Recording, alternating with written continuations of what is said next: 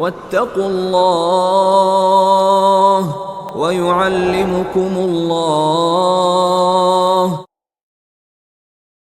بسم الله الرحمن الرحيم. السلام عليكم ورحمة الله وبركاته. الحمد لله رب العالمين، وبه نستعين على أمور الدنيا والدين، والعاقبة للمتقين ولا عدوان إلا على الظالمين. وأشهد أن لا إله إلا الله الملك الحق المبين، وأشهد أن محمدا عبده ورسوله صادق الوعد الأمين.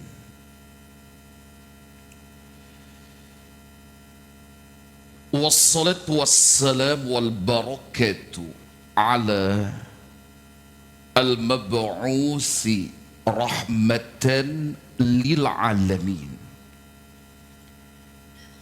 نبينا ورسولنا وحبيبنا محمد وعلى آله وأصحابه ومن تبعهم بإحسان إلى يوم الدين. أما بعد، فقال تعالى: واتقوا الله ويعلمكم الله. Keluarga sekalian, arsyadani Allah wa iyyakum jami'an.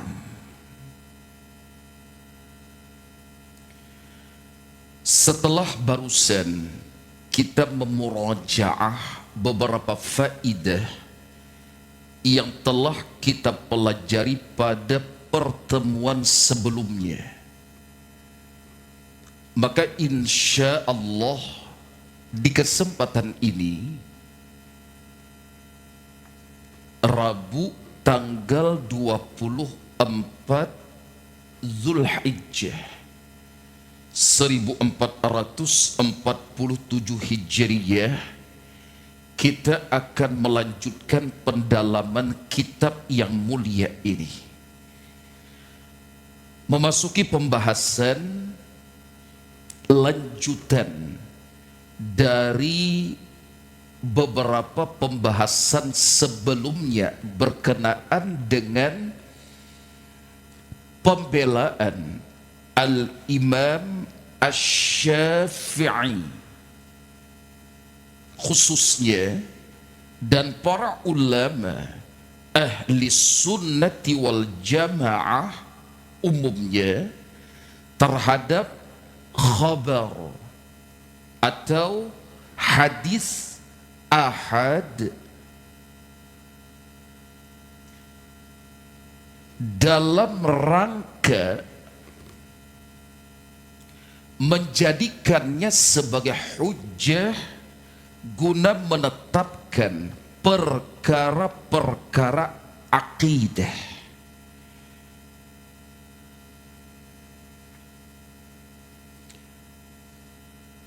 Pembahasan kita pada kesempatan malam ini adalah terkait dengan dalil-dalil yang diperpegangi oleh Al-Imam Asy-Syafi'i dan oleh para ulama ahli sunnati wal jamaah radhiyallahu anhum ajma'in.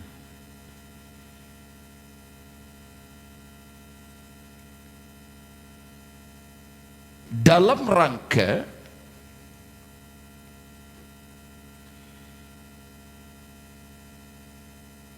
menjadikan khabar atau hadis ahad sebagai hujjah dalam bidang akidah. apa saja dalil demi dalil yang mereka perpegangi. Kita mulai insya Allah. Yang pertama adalah firman Allah Ta'ala yang termaktub di dalam surah At-Taubah ayat 122. Surah At-Taubah ayat 122. Rabbuna Tabaraka wa Ta'ala berfirman,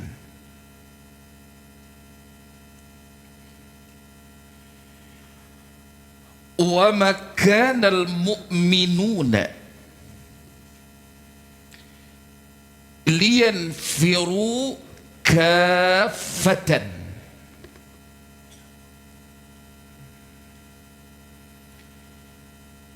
dan tidak sepatutnya orang-orang yang beriman itu semuanya pergi menuju medan perang.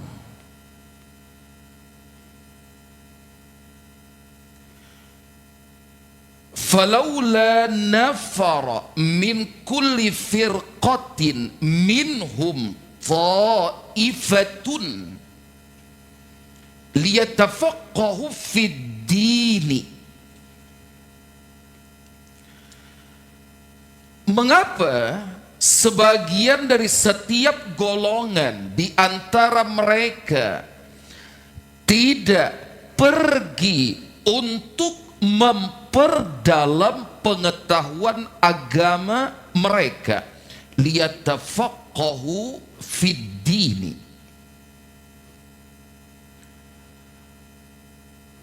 Waliyunziru qawmahum idza raja'u ilaihim, dan untuk memberi peringatan kepada kaumnya apabila mereka telah kembali.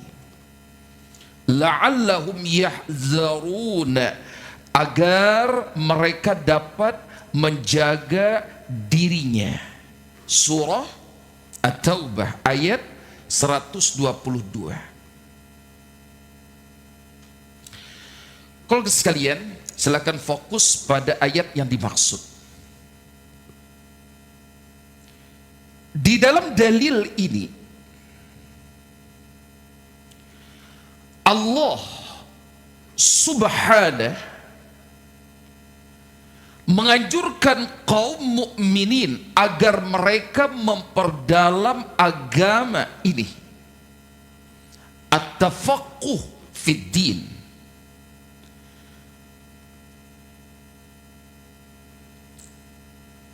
Ada arahan dari Allah seperti ini? Iya.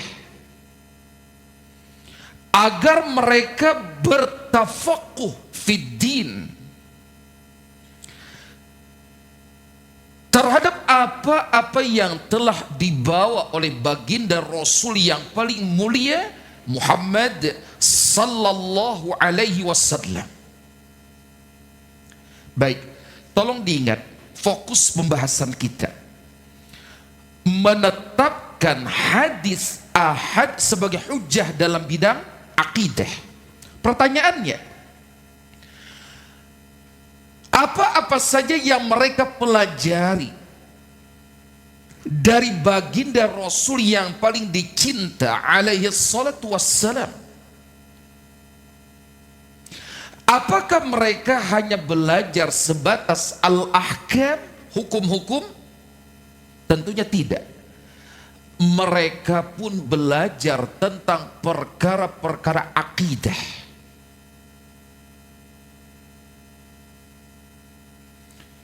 Betul tidak?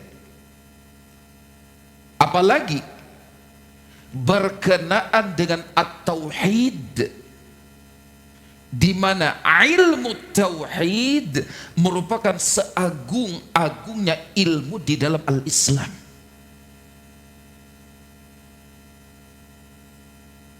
Merupakan kelalaian yang besar apabila para penuntut ilmu mengabaikan kewajiban yang hukumnya fardu ain untuk mempelajari ilmu tauhid dan ilmu tentang al-aqidah al-islamiyah secara umum. Baik, tolong dilihat pada ayatnya dimaksud. Di sini Allah Ta'ala menyebutkan satu kata atau satu kalimat dalam bahasa Arab, yaitu ta'ifah. Ta'ifah. Ada?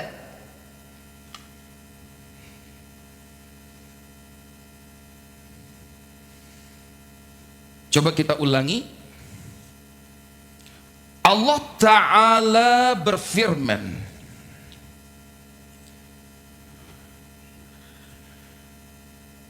wa ma kanal mu'minuna liyanfiru kafatan, dan tidak sepatutnya orang-orang yang beriman itu semuanya pergi menuju medan perang. Falaula nafara min kulli firqatin minhum ta'ifatun. Mengapa sebagian dari setiap golongan di antara mereka tidak pergi liyatafaqahu fid dini, guna memperdalam pengetahuan agama mereka, guna mempelajari al-Islam secara lebih mendalam. Allah menyebutkan di sini satu kata, yaitu ta'ifah. Pertanyaannya, ta'ifah ini digunakan untuk berapa orang?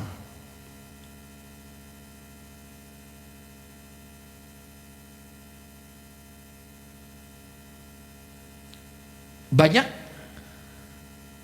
Jawabannya, ta'ifah ini di dalam bahasa Arab digunakan untuk satu orang atau lebih. Jadi satu orang saja itu sudah mewakili makna ta'ifah. Nah, kaitannya dengan khabar atau hadis ahad, masih ingat?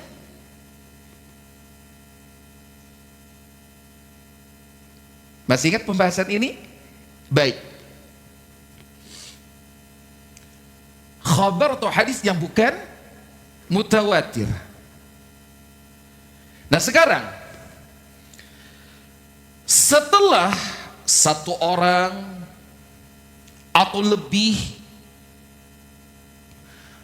mempelajari al-Islam secara lebih mendalam kepada baginda Muhammad sallallahu alaihi wasallam, Allah Ta'ala nyatakan, waliyunziru qaumahum idza raja'u ilaihim, dan agar mereka yang belajar secara lebih mendalam tentang al-iman dan al-Islam ini memberi peringatan kepada kaum mereka, idza raja'u ilaihim, apabila mereka telah kembali kepada kaum mereka. Kata ta'ifah tadi bisa dipergunakan untuk satu orang. Bisa? Iya. Satu orang atau lebih.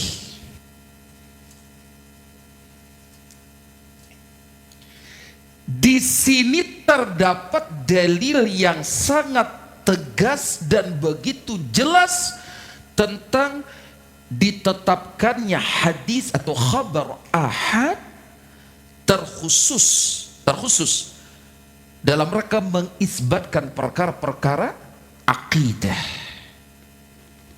Karena yang mereka pelajari kepada baginda Muhammad sallallahu alaihi wasallam tidak hanya sebatas perkara-perkara hukum, terlebih utama perkara-perkara tentang at-tauhid dan perkara-perkara tentang al-aqidah al-islamiyah secara umum. Selanjutnya, yang satu orang atau lebih ini akan kembali kepada kaumnya, akan kembali kepada kaum mereka untuk mengajarkan apa yang telah mereka pelajari dari baginda Muhammad sallallahu alaihi wasallam.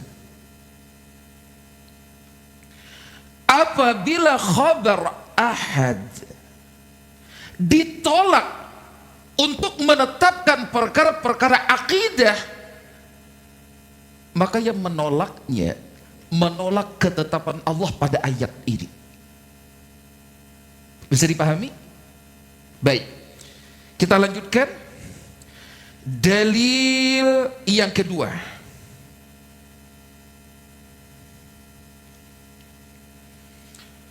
tolong dilihat firman Allah Ta'ala pada surah Al-Hujurat ayat yang ke-6.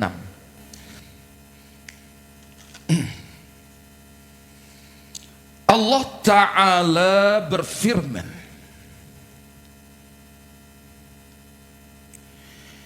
Ya ayyuhalladzina amanu, wahai orang-orang yang beriman, in ja'akum fasiqun binaba'in, jika seorang yang fasik datang kepada kalian dengan membawa suatu berita besar, binaba'in, apabila seorang yang fasik datang kepada kalian membawa suatu berita yang besar, fatabayyanu, maka lakukanlah tabayyun oleh kalian, maka telitilah oleh kalian kebenaran berita besar yang ia bawa kepada kalian.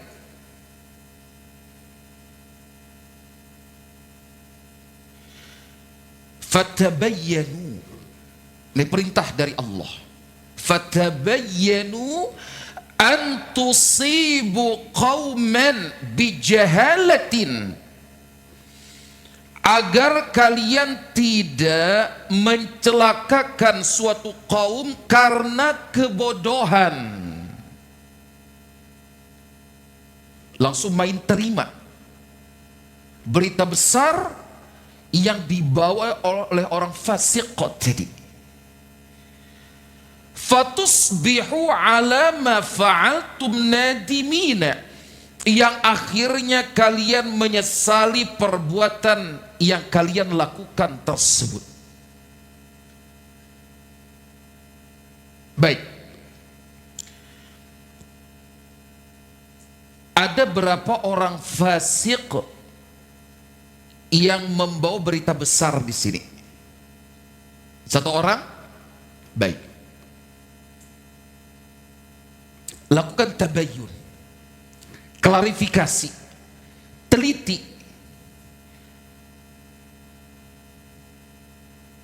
Teliti oleh kalian kebenaran atau tidak benarnya berita besar yang ia bawa tersebut.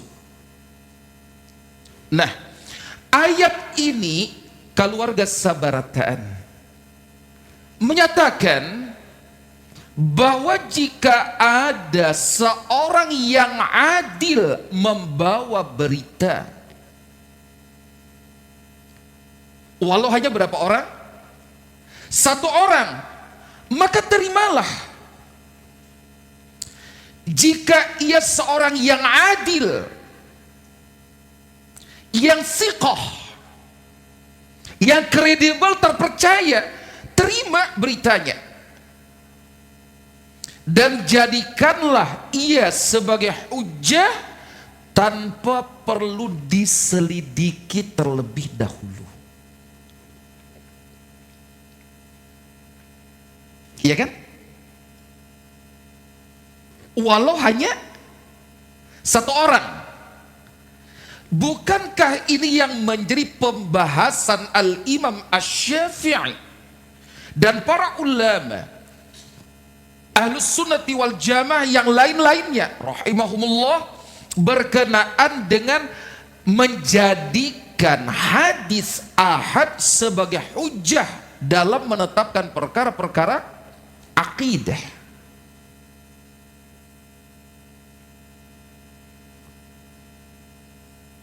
Baik, Al-Imam Ibnul Qayyim rahimahullah ta'ala berkata, mengomentari ayat ini, kata beliau, ayat ini menunjukkan secara pasti tentang harusnya menerima khabar ahad. Hadis ahad itu mesti diterima. Dan tidak perlu lagi diselidiki terlebih dahulu. Ketika yang membawa suatu berita itu seorang, ingat, seorang yang adil, terima. Yang kalian selidiki, yang kalian melakukan klarifikasi terlebih dahulu, ingat, ketika yang membawanya orang fasik, seseorang yang dikenal bermasalah dalam menukil berita demi berita yang ada. Selanjutnya kata beliau, andaikan khabar ahad itu tidak memberikan faidah ilmu, masih ingat maksud ungkapan ini? Annahu yufidul ilma mutlaqan, bahwasanya hadis atau khabar ahad itu memberikan faidah ilmu. Masih ingat maksudnya? Memberikan faidah yakin. Itu maksud al-alam di sini. Memberikan faidah yakin secara mutlak.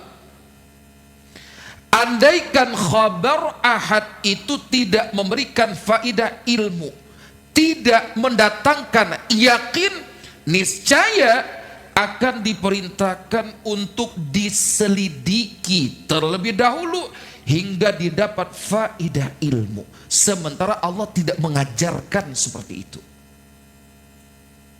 Yang diselidiki terlebih dahulu adalah berita besar yang dibawa oleh orang fasik. Kalau orangnya adil, meskipun satu orang, terima. Termasuk tidak dalam bidang akidah? Iya, termasuk dalam bidang akidah. Bisa dipahami? Surah apa? Al-Hujurat ayat yang ke-6. Baik, kita lanjutkan. Dalil keberikutnya kita ambil dari hadis Rasulullah sallallahu alaihi wasallam.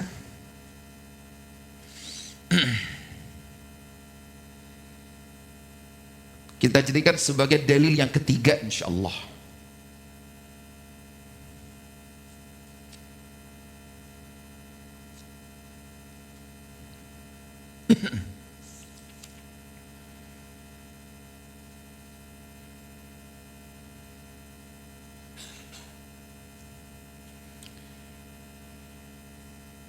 Hadis berikut ini silakan ditulis,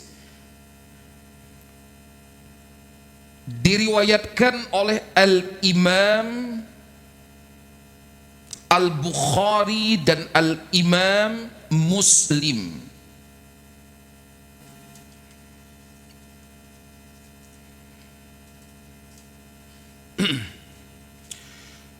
Bersumber dari sahabat yang mulia. Beliau adalah Anas bin Malik. bersumber dari sahabat Anas bin Malik radhiyallahu anhu wa ardhah.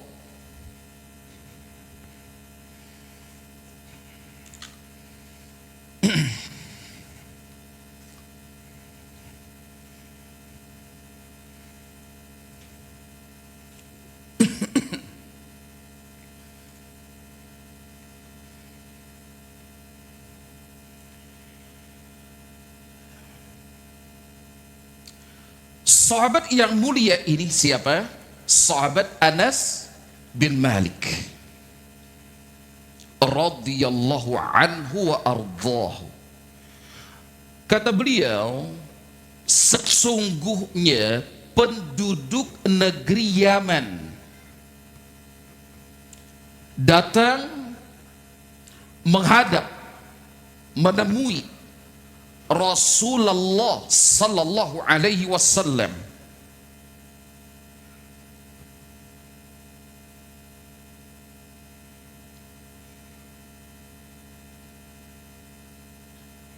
Kemudian mereka berkata,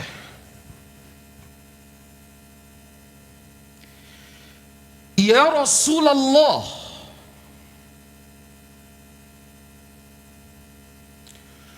utuslah bersama kami." Kalau diperhatikan, kalau kesabaratan, kata penduduk Yaman, utuslah bersama kami seorang.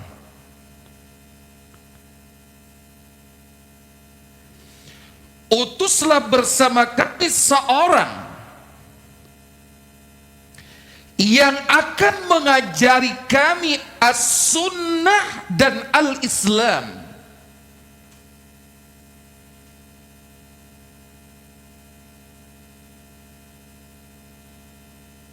Kata sahabat Anas radhiyallahu an, lalu Rasulullah sallallahu alaihi wasallam memegang tangan siapa? Tangan sahabat siapa? Tangan sahabat Abu Ubaidah.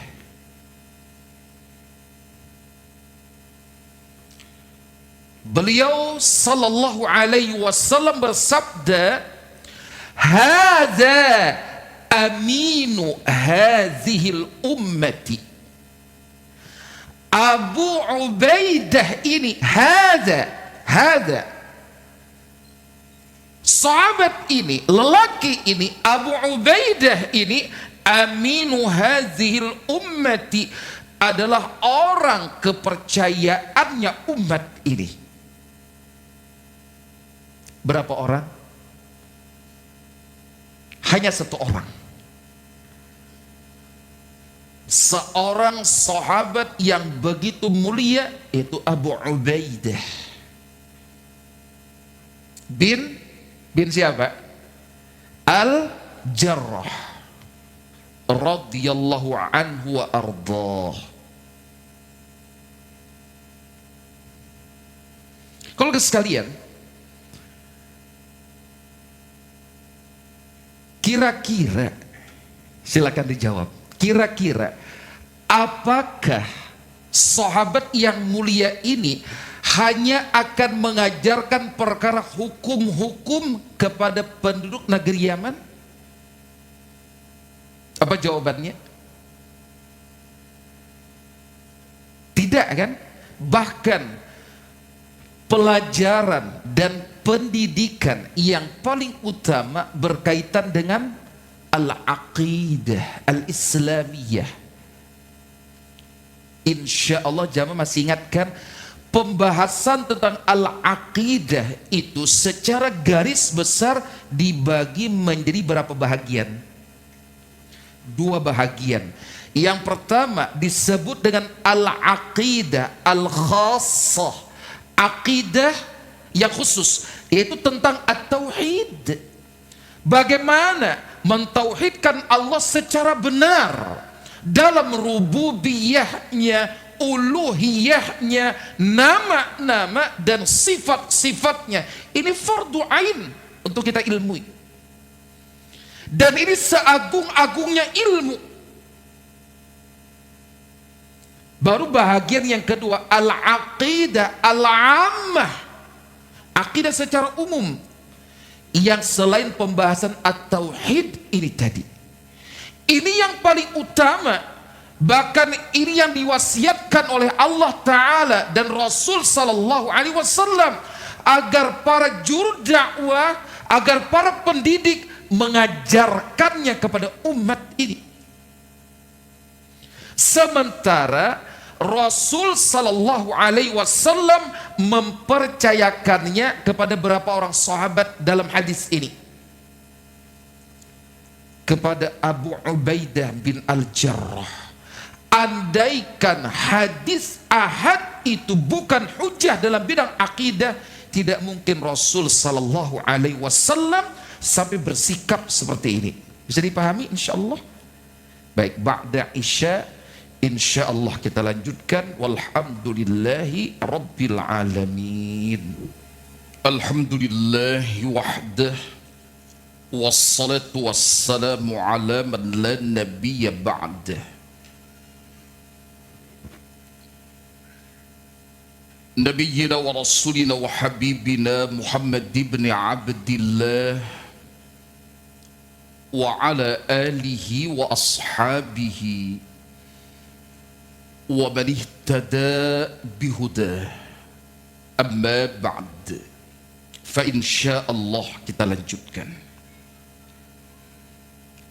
Keluarga sekalian, pada dalil yang ketiga tadi berupa hadis yang diriwayatkan oleh Al-Imam Al-Bukhari dan Al-Imam Muslim rahimahumallah, yang bersumber dari sahabat yang mulia, yaitu sahabat Anas bin Malik radhiyallahu anhu wa ardhah.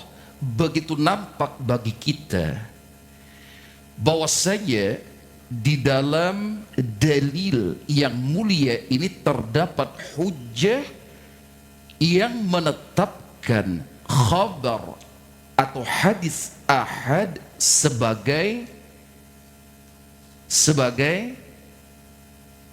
hujjah dalam bidang akidah.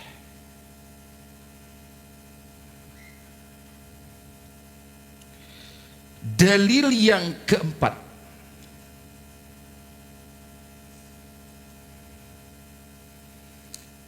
adalah hadis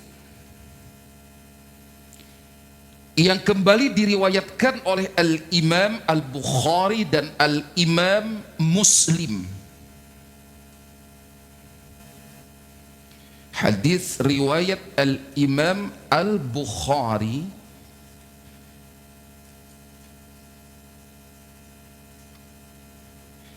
dan Al-Imam Muslim rahimahumallah, bersumber dari sahabat Abdullah bin Umar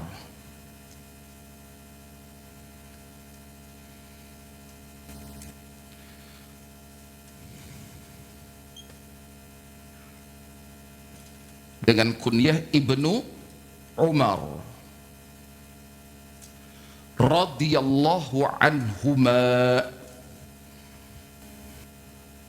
Jamaah sekalian, barakallahu fikum.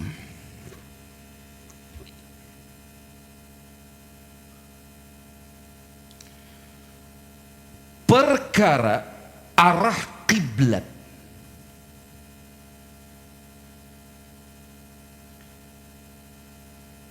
apakah termasuk dalam pembahasan akidah?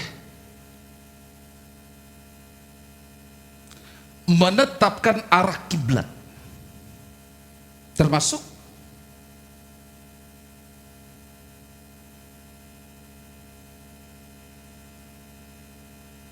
Terlebih jika kaitannya dengan ibadah sholat.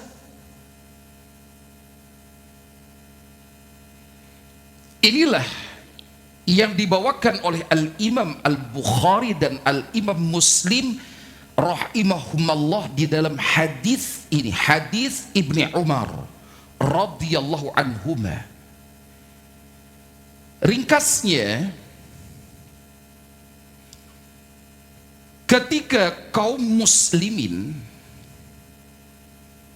sedang sholat subuh di Masjid Quba, di Masjid Quba.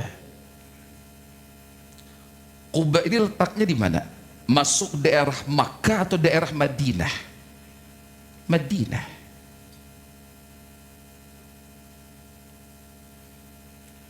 Dan para sahabat Ansar yang mereka merupakan penduduk di daerah tersebut, di daerah Quba, terkenal sebagai para sahabat radhiyallahu anhum ajma'in yang begitu kuat dan sangat ketat dalam kesetiaan mereka terhadap ajaran baginda Muhammad sallallahu alaihi wasallam.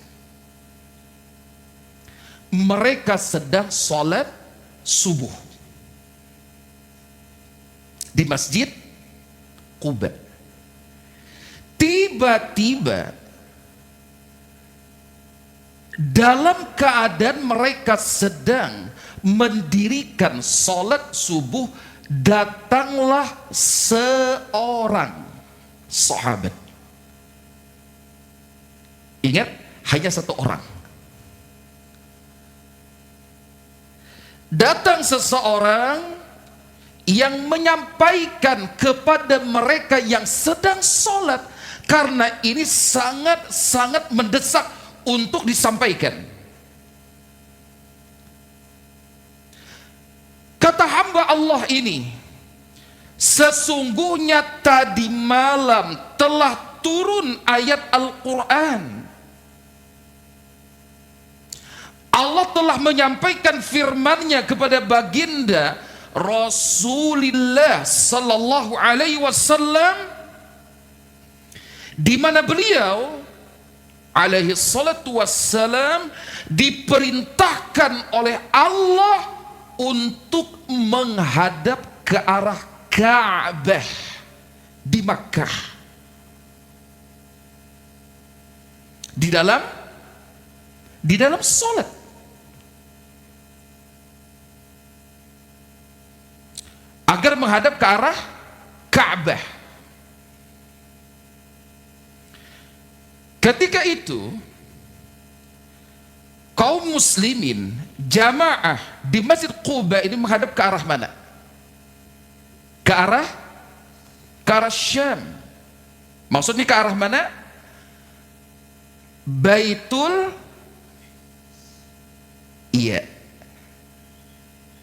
Baitul Maqdis. Di mana?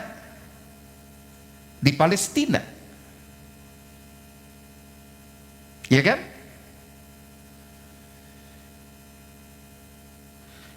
Ke sana mereka menghadap. Pada saat itu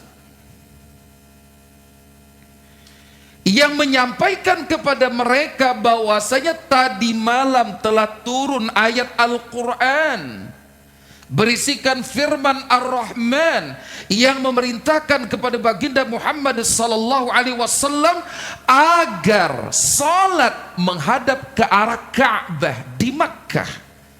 Yang menyampaikan berita ini berapa orang? Hanya satu orang. Hanya satu orang.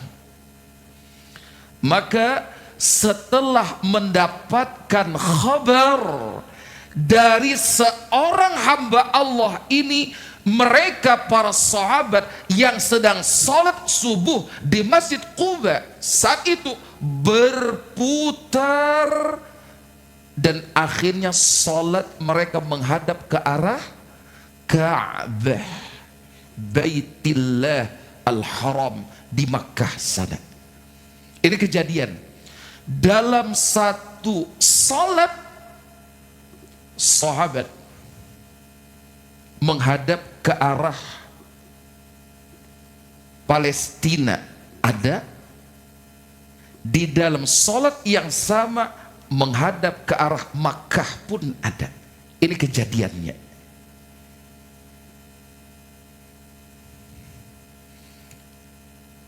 Meskipun yang mengkhabarkan berita turunnya perintah Allah agar baginda Muhammad alaihi salatu wassalam salat menghadap ke arah Ka'bah al-musyarrafah hanya satu orang. Khabar ini diterima oleh para sahabat. Hadis riwayat Al-Imam Al-Bukhari dan Al-Imam Muslim dari Abdullah bin Umar radhiyallahu anhuma. Dan masih banyak lagi dalil yang lain-lainnya yang menetapkan bahwasanya khabar atau hadis ahad disepakati oleh para fuqaha kaum muslimin sebagai hujjah dalam menetapkan al-aqidah al-islamiyah. Jadi tolong diingat, ketika ada sebahagian kalangan yang menolak hadis ahad sebagai hujjah dalam rangka menetapkan al-aqidah as-sahihah, maka camkan oleh kita bersama manhaj orang tersebut, manhaj firqah yang dimaksud telah menyimpang dari manhaj Al-Imam Asy-Syafi'i dan para ulama ahli sunnati wal jamaah dalam menetapkan perkara-perkara al-aqidah al-islamiyah. Kurang lebihnya demikian. Jazakumullahu khairan. Subhanakallahumma wa bihamdika asyhadu an la ilaha illa anta astaghfiruka wa atubu ilaik. Wassalamu alaikum warahmatullahi wabarakatuh.